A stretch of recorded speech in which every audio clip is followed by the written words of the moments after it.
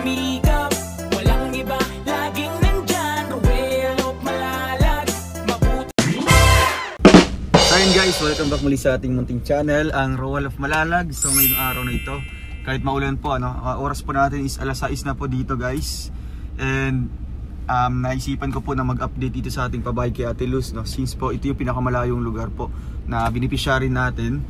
So pupuntahan natin ngayon kasi bukas po may feeding program coming from sponsored by Rochelle Isabela Cagayan Valley Chapter. So dito po gusto po ng grupo na mag-conduct po ng feeding kasi ano po ito, more mga pabahay po, no? Yan yung mga pabahay din guys sa labas.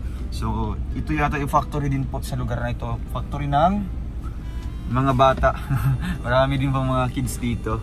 Kaya yan pang hinahanap natin. So ngayon, nabutan tayo ng alas 6 po kasi yung biyahe pa lang po. Nagko-consume siya ng 1 oras at 30 minutos po. So kasama natin si DJ Skim. Hello. Ang taong may pangarap sa buhay. Lahat naman talaga. Siyempre ang ating piloto. Talagang laging handa. Ang taong nangangarap. Ay, nangangarap.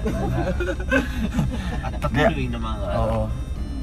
And syempre si Kuya Alfie, naandun po, no? Nauna na po sa mismong lugar na pupunta natin. Clearing operation. inspection. So kasama natin si Ate Luz doon, si Ate Dayan, no? Bro, excited ka kay Ate Dayan? Oo. Marami naman tayong mapupulot na mga gandang mensahe, no? Saka about kay Ate Luz na high blood siya na matindi. Ay, so alamin natin kung ano. alamin natin bakit na high blood siya. No, lahat tayo, pati pa mga viewers natin, relax lang. Para hindi po may stress. So tara po, kahit maulan yan. Siyempre may buta tayo, kami ni Kuya Mario. Sila hindi mga nag-effort. Ito po. Tayo lang. Uy, may 100. Tingnan na kayo. Wala, sayang naman. Sige po, bye po. Ito po yan, bago materialis. Buhangin ba? Marami pa. Yun ang dun. Para kung bukas, kung maganda yung panahon, di ba? Sabado pa naman bukas. Mag-post na po kayo. Pag nalaman po namin na nasintada yun, bubusan po namin. Sige po. Isang araw lang po sana yung kasintada. Pag walang problema, magpaparaulan. Paraulan nga po. Hindi kami magtrabaho kami. Ito yung problema dito pag puro ulan. Hindi kami magpilsa kapon mag-ano trabaho. Dito tayo sa dito.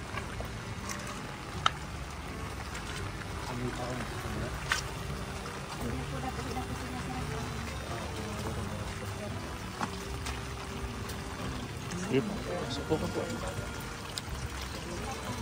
Okay lang na yan. Kumusta ka? Okay lang to? Tinatanong ko na kung nakainom ng gamot niya kanina. Nakainom man po siya. Kainom ka na? Nakainom man po ako. Pero konti na lang ang ko dalawang mo.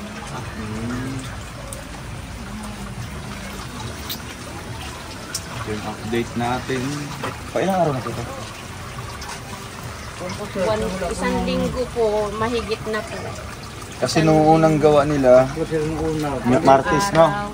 Nung una, Martes lang nagsimula. So 5 araw yon. Tapos sa linggong ito, 4. So 9 na araw. 9 na araw to. Pero may siya lang po kailangan ito. Basta nailista lang lahat. Kasi hindi naman namin alam dito kung mga pumapasok. Basta lista lang. Hindi ka na tagalista po ate. Ayos lang po natin. Record. Tapos yung mga materialis ito, okay naman po. Ang sabi ni Diyan Kasi kanina, patapos sir, na ang kulang lang daw kahoy. Kaya lang nagkuha na si kuya mo sa bahay ng mga kahoy-kahoy na maliliit po. Basta sabi Kasi makakatulungan dito. Ay, yung mga ganyan, sir, oh. Para tulong na dito. Pumunta ba si Kuya Warren dito nung isang araw? Hindi Yung may dalang may dalang nung isda. nagdala ng isda. Nung Pumunta siya niregalo ni dito. kuya mo isda. Laki ng isda na. Saan galing nun? Siyempre sa dagat. Kaya nabigay. Sino nabigay? Naglaot si Sir, si Kuya Chris. Binigay po niya kay kuya mo. And then sabi, iniregalo man po sa iyo. Laki. Napakinabangan yun sa birthday ni ni Maui. Opo, sir. Hindi pa nga naubos hanggang binigay sa amin. Yun ang ulam namin kahapon, kagabi. Tapos binigyan din namin si Lagyan ng Kuya pako. Warren ng maya-maya at saka hipon. Ay, yes ah. Inuwi din po niya. Dadadating lang po kasi ni Kuya Chris po isang araw. So, ate, kamusta naman yung mama mo? Ayun sir, Check natin yung message ni Ate Inday. ano po, Ano pong update dun kay mama mo? mahina pa daw po sir. Nakalabas Nakalabas na siya. po, inilabas na po nila para daw po hindi lumaki ng bayarin sa ospital po. Kaya inaalagaan na lang po sa bahay. Medyo nakakausap-usap naman na daw po. Nakakausap-usap naman. Sabi ng mga kapatid ko po, at sige naman po silang kung anong nangyayari po sa mama ko. Update naman sila Opo, sa'yo. sinasabi mo po lahat sa akin. So, anong balak mo? Hindi ka muna uwi? Or ano? Mahirap kasi sir mag-desisyon at wala naman pong pera sir. Pero kung meron na talaga, halimbawa pamasahe mo mayroon para po sa talaga ilan. po sana. Pamasahe tapos pagkain mo, gano'n. Opo, yung may Gusto mo back talaga and forth umuwi? lang po sana ako sir. Gusto ko talaga po ay gusto kong mayakap ang mama ko kasi sa tagal na po Ilang na. taon na din po, no? 10 taon na po. Eh, grabe, isang dekada na. Opo, tapos na nga bali-balita po na nagkasakit pa. Talagang nagkasakit naman po talaga Ngayon talaga siya mas grabe na kasakit. Opo, ngayon lang po siya nagkasakit Yun yung inabunuhan na siya ng dugo. sa buong taon na hindi po ako ngayon lang po siya nagkasakit ng ganyan. Nabigla na daw po siyang nahilo na lang daw po. Ayun, natumba. Nalinan po ng dugo, din nanghina na po ng pipi. Yun na yun sir. Pero kumusta naman dito ay yung lugar na ito pag umuulan, hindi naman siya bahain. Ang sabi po nung iba, baha po sa kanila dyan sir. Pero doon ang mas mababa. Dito po banda, hindi Mataas naman to. po sir. Kaya sabi po sa akin nung mga tao dito, ate, padagdagan mo ng lupa yung loob para So, ma-elevate natin yun, mas mataas-taas yun. Huwag natin ipantay dito sa kalsada. itaas-taas mo po yung lupa para di bahain po. Halimbawa sa side lang po nakahiga para daw hindi mabasa yung Balita ako, na-stress na si Ate Luz. sobra po. Sumakit ang ulo ko Anong nangyari po sa'yo, Ate? kahapon. Medyo nag-iba na yung mukha mo. Ay, yung napanood ko po. Ano napanood Talagang mo? hindi po talaga ako natulog magdamag, sir. Kaya pala kanina pa lang bro, nagbabiyahe tayo, tahimik siya. Oo. Meron talaga siyang gustong sabihin sa atin kasi nga na-high blood daw siya. Na-high blood ako sa kapapanood kahapon. Tapos yung Kaya pa live- naman, di naman pwede isugod kagad sa provincial ganun. Okay naman po ako, sir. Nagpa-BP po kayo? Hindi naman ako nang sabi na nga Agresibo talaga na high blood na talagang gumaganon daw yung kamay. Pag na high blood kang ganun, hindi kan talaga po Hindi na makagalaw. makakagalaw na. Kasi sir ako, minsan hindi talaga ako makatayo. Ikaw? Nung sinasabi nila ng high blood na So, anong nangyari yung doon? nai-stroke, sabi Na-stroke? nila i-stroke, sabi ni Ate Christina na i-stroke. Hindi po yung stroke sir, kasi minsan madalas na Baka mangyayari binat po lang. sa akin. Binat lang yata, no? Maaari Yun po. yung palaging iniinda niya kasi yung sakit daw ng kanyang ulo, sa bato, Hindi po yun. katawan, Kasi ako, lahat-lahat. 60 na ako ay Yung ano pa araw-araw naman? ako naglalako. Minsan Yun yung, yun yung maganda, yung hindi maglalakad-lakad makalakad ka. din pa ako. Masakit po talaga. Pati kamay ko nananakit. Bakit po kayo na high blood po doon? Ayun, Dahil sa mga sinasabi. mga sinasabi po niya sa iyo na ganito, ganyan. Dami-dami pong salita niya na hindi naman po dapat na talaga yun, sir. Kaya Ano sabi bang ko, sa tingin niyo po? Ano pong nangyayari po sa kanya? Kasi kawawa naman ako, Sir Ruel, dito. Ang sabi ko na lang, sir, sana... hindi, ang mas kawawa doon natin yung mga anak niya. Opo. Mga anak niya. Tapos Ako walang epekto yun sa akin kasi naintindihan ko yung ano niya. Dapat- Di ba dati pa inuunawa ko siya, naintindihan ko yung mga rason-rason niya. Pero ngayon nangyari po no na talagang ano hindi ka panipaniwala na gano'n ang nangyayari. Doon tayo maawa sa mga anak niya. Kung sa paano niya itataguyod na sa panahon ngayon na talagang walang-wala. Diba? Yun hindi ko po nagustuhan yung sinabi niya na Alin po? babalik na daw siya sa likod ng bahay. Opo. Halos Para po kapitbahay. sa'yo ate, ano po? Para po sa'yo, kung halimbawa tataas yung pride mo, hindi ayaw mo talaga ibaba. Kaya mo pang babalik pa sa likod? Kaya mo bang titira doon sa tabing dagat? Halimbawa, mangyayari sa'yo. Ako, sir. Kaya nga po ako naghingi ng tulong po sa inyo, sa nga mga po. sponsor. Oo nga ni, Lahat-lahat oo nga ni. po kasi gusto ko pong makawala doon sa dagat. Yun. Umaalis po ako doon. Bakit po ako magtataas ng pride? Oo. Kung halimbawa nagkamali ka, maraming pagkakamali kasi kadami ng Kagaya kay pagkakamali Ate po Luz, yun. di ba? Nung Opo. Makuha ko po talagang Oo. magsusorry, sir, kasi Nano talaga siya. ayaw ko po Sorry talaga siya. na kasi yung mga salita nila na masasakit na natural po lang sa tao kung nagagalit. Kasi po kami, sorry po talaga, nagkamali kami nung una, palpak, pinagbintangan pa yung asawa ko na nagturo daw pero sa totoo lang hindi naman po daw siya nagturo.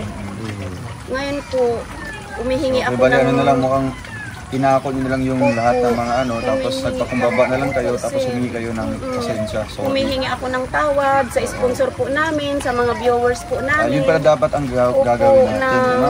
sana po maunawaan nyo kami talaga kasi po sa gusto namin makaalis po talaga dun sa may dagat. Talaga pong habang buhay ako magpapakumbaba, magre-respeto kay Sir Rowel. Kahit pa ito siguro kung anong gawin sa akin ni Sir, nandun pa rin po ako sa ibaba. Habang buhay po ako maghihingi ng tawad kay Sir, sa mga sponsor po namin. Lahat ng viewers na nagbabas minsan sa akin, okay lang, madaldal ako, talaga masaya talaga po ako. Ganun Noon talaga pa. yung ano mo, yung Kahit, aura mo. opo, mahirap man kami, naranasan namin na medyo magginhawa buhay, naranasan namin po naghirap. Ganito po talaga ugali ko. Minsan may iiyak din ako minsan sa sobra ng problema. Pero po, hindi naman yun palagi. Masaya po talaga ako lagi. Yan ang maganda. Kaya nga, Sinasabi, huwag ka lang maano ha. Sabi ko rin yung second. Second, nababasa ko po lahat. Nababasa mo yun. Mahilig po ako nung magparabasa. Ay. Hindi mo mapipigilan na umiyak talaga. Opo, Pag mga sir. seryosong usapan na. Lalo kay mama ko na ganito, talagang iniiyakan ko po yun at buong taon nilang So ngayon wala taon. na ang first, ikaw na, wala na ang first. Siya na yung magiging number one. Ako na number 1 yun. Goodbye, Ate kaya Chris. gumaganda si Ate Lucy, hindi siya tumatanda agad kasi masayahin. Masayahin nga po. Nagbili ako 60 nga ng po. mga paninda namin. Ayun po yung mga ano nyo, mga paninda nyo. Yan po yan. Doon na sir sa karton, ibinaba ko Napanood ba na. niyo yun? Napanood yung vlog niya? Ni Dayan. Opo, alam po ni Dayan. Ano yan? Ah, kaya pala tahimik siya. Dayan. Merong gusto siya Napanood mo yung vlog ni Ate Christy kay sir, di ba? Napanood niyo po yun? Yung vlog, premiere kahapon. Yung premiere kagabi? Hindi ko po, tinulugan yun. hindi po na huling vlog na po. Oo, Oo. yun ang title nun. Huling vlog na. Yung vlog niya. Ito po kayo, parang ano. Kahit kagayan. Akala ko nung nagsisindan ko na lang. Dito po kayo at Na daw lang siya. maano tayo dyan. Kailangan ko tapusin yung Ah, sige. Okay na ako na. Okay naman Ikaw na si mama naman. mo. Oo. Pasalamat ka sa Ano mga na siya? sponsor Oo, sa mga natin. sponsor. Dito ka. Anong dito ka, dito ka. Sa Cagayan Isabela. Isabela Cagayan Valley. Yan.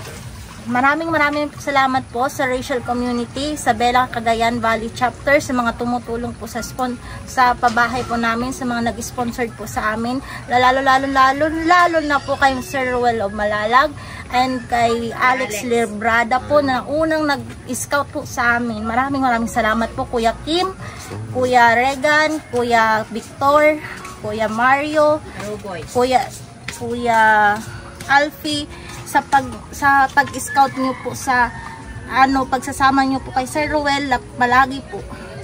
Maraming salamat po dahil meron kayong lugar po para sa aming mahihirap, sa aming may puso kayo po sa aming na tumulong po. Naway pagpalain po kayo ng Panginoon na mahaba pa po ang inyong buhay, lalong-lalo ka na Kuya Kim, wag ka pong mawawalan ng pag-asa sa buhay. Yan. Dahil Maraming salamat Ate Dayan, maraming salamat. Ang Diyos ay mayroon pong purpose sa inyo. Gagaling ka sa anumang karamdaman mo, huwag kang susuko sa iyong buhay. Tama po. Maraming salamat Ate Dayan. At lagi ka pong magdasal sa Panginoon. Dahil katulad ko, nagkasakit din ho ako.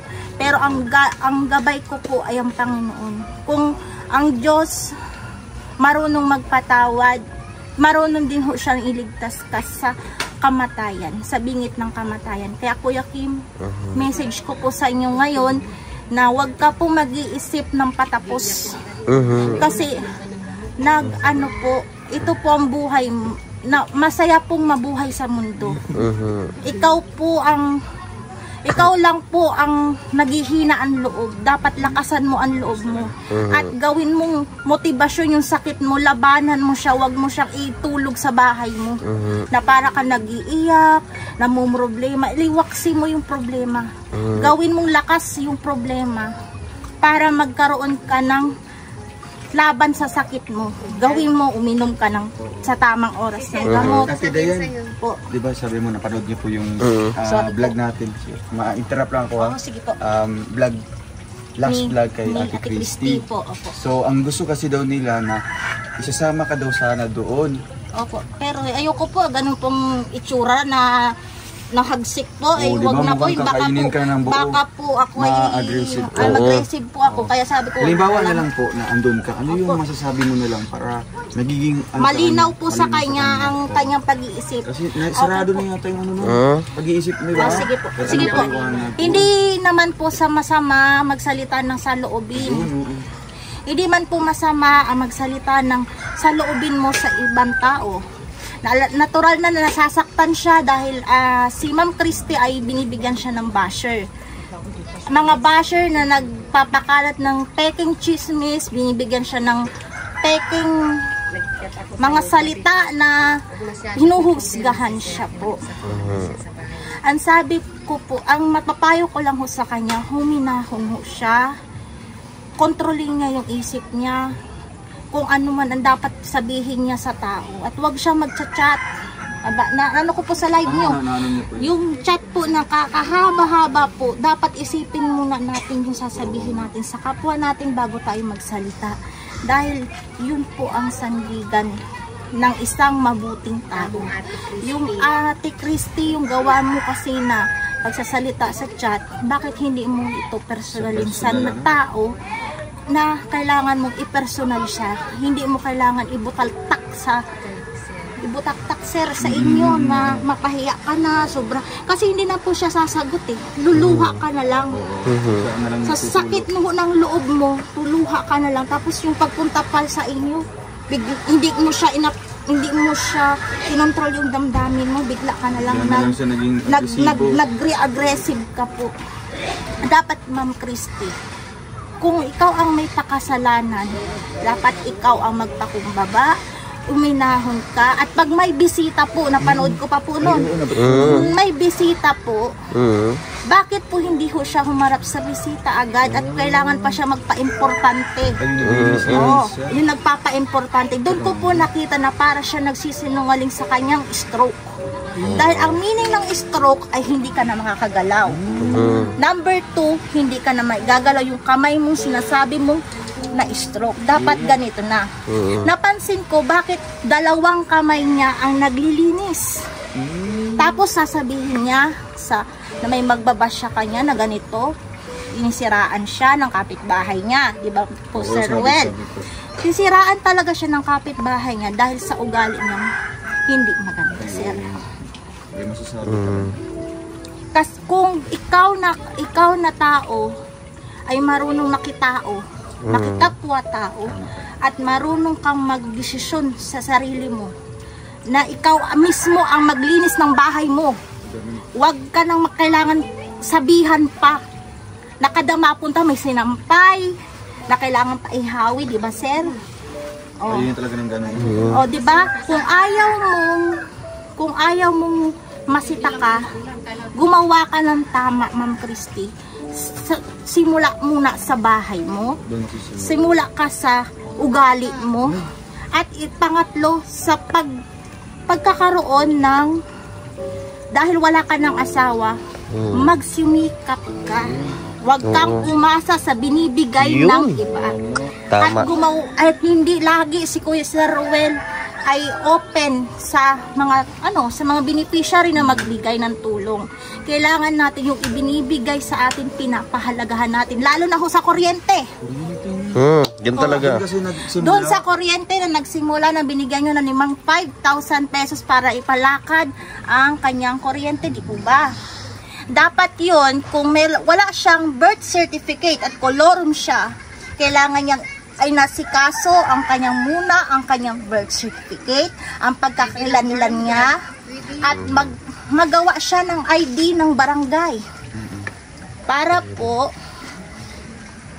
po maasikaso ho agad. Di po ba maasikaso at isang araw lang maasikaso na. Kasi 5 buwan. 5 buwan na. Isang araw lang ako nag-asikaso. Ay, isang araw lang yan?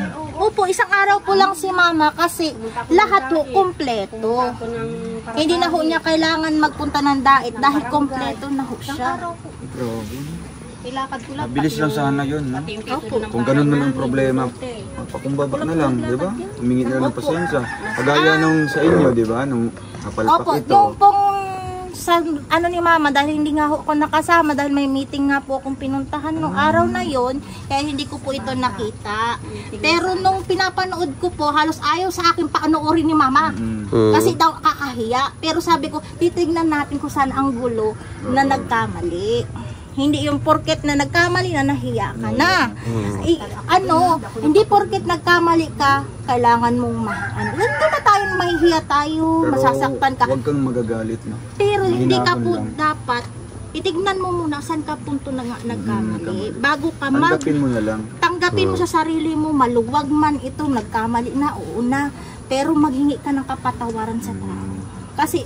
Kasi yung pera na yun sayang. Sayang na, sayang. Sayang yung 7,500 na wala din pong nagawa. At kung sa papa ko naman na sinabihan mo na nagturo, hindi ho ibig sabihin na nagturo. Gusto lang niya mapapaganda. Karpintero. Pero kung yung karpentero naman po ay naghagsik kay Sir Warren, na halos Di naman inabutan tama na ng away at gulo, wag naman ho sanang padaanin sa meron bagang mabuting usapan. Doon mga, Opo, madadala naman yun sa Madadala. diplomasya. yun, no? Diplomasya. Pero doon sa sabi kasi na, iiwan na daw niya yung bahay, lilipat siya sa likod, yung sirang bahay nila. Si Ate Christy. Lilipat siya doon sa dating bahay na. So kumbaga, Anong payo mo doon? imbis na nakahiga na sila sa kutsyon, bababa pa sila sa sahig. Di ba? Pagbigyan ho natin. Ay, pagbigyan. Pagbigyan ho natin ang kanyang kahilingan. Dahil yun ang kanyang ginusto, wala ho tayong magagawa doon. Kung gusto niyang ma-stop na yung pagbablog sa kanya, Oo. sige, Gagawin namin yan. gawin. Gusto niyang pabura, di pabura.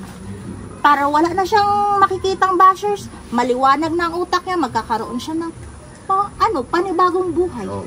Magsisimula siya sa muli, sa sinasabi kong mas magandang magsimula sa mahirap bago ka umangat. Para matuto ka sa buhay mo. Yun. Yun po. Tama talaga. Ano po? Pero pinaka talaga yung mga bata naiipit. Kawawa kasi yung Kung ang mga bata po ay naawa po ang mga viewers, kung naman ang ina ay hindi man marunong at lagi pong inom ng alak, yun po ang hindi Kaya nga po, at ang mga bata po pati ay walang galang, Ay, oo nga. walang Pansin mo? respeto. Pansin mo ba yun? Ay, syempre naman po, pag napapanood ako, lahat napapansin ko. Walang galang, walang ngangano po, walang po, hindi, tsaka lang mangangano po Hindi at man nagbibless pagdating na. magpapasalamat po kapag nabigyan lang ng pera. Ano ang ibig sabihin nun? Hindi siya tinuruan ni Ma'am Christy ng tamang Pag-ugali. tamang asal at tamang pangangaral sa kanya. Bakit? Yung panganay niyang anak, halimbawa na lang, tinanong siya na ganito, ano ito, anong to?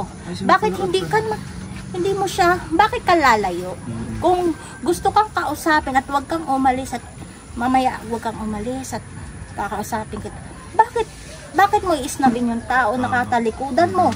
Tapos lalayo ka, tapos mangiti-ngiti ka lang, alam mo naman pala yung sagot kung ano itong hawak ko. Nakaka-insulto naman. Opo, nakaka-insulto ang pag-uugali at nakakahiya ho sa tao at sa buong mundo na makakanood sa iyo ng ganyan ang kabulastugan ng ugali mo, yung kabalbalan ng ugali mo, yung kabastusan mo sa tao na kapag may bisita kailangan mo agad asikasuhin. Kahit mahirap man yan, mayaman man yan. Tumutulong man sa'yo o hindi, kailangan mong irespeto at igalang ang pananaw ng bawat tao sa lipunan. Huwag tayo manghusga. Wala talaga. Ilang karapatan mo Opo. husga. Hindi natin kailangan husgahan din si Ma'am Christine kasi may pinagdadaanan din siya. Maganda Baka naman. dun nga iniikot yung sarili niya kaya ganun siya. Pero may mali din siya. Pero kailangan ko din ipagtanggol siya. Baka naman sabihin ni Ma'am Halimbawa, Christine, maging halimbawa, ano. bilang babae, tatanggal mo siya sa mga sa mga nagbabash po oo. sa kanya na bilang na babae ano, na lang, na kapwa mo babae, paano mo siya yung pagtatanggol sa mga sa mga basher po. mga ganun. Sa mga bashers po, tumigil na po kayo sa pambabash kay Ma'am Christy kasi wala pong patutunguhan kung lagi na lang ho siyang nai-stress at nagdadamdam sa mga sinasabi ninyo. Kung baga, tignan nyo na lang, panoorin nyo na lang. Kung wala kayong magandang i-comment, wag skip nyo. Wag nyo nang ituloy.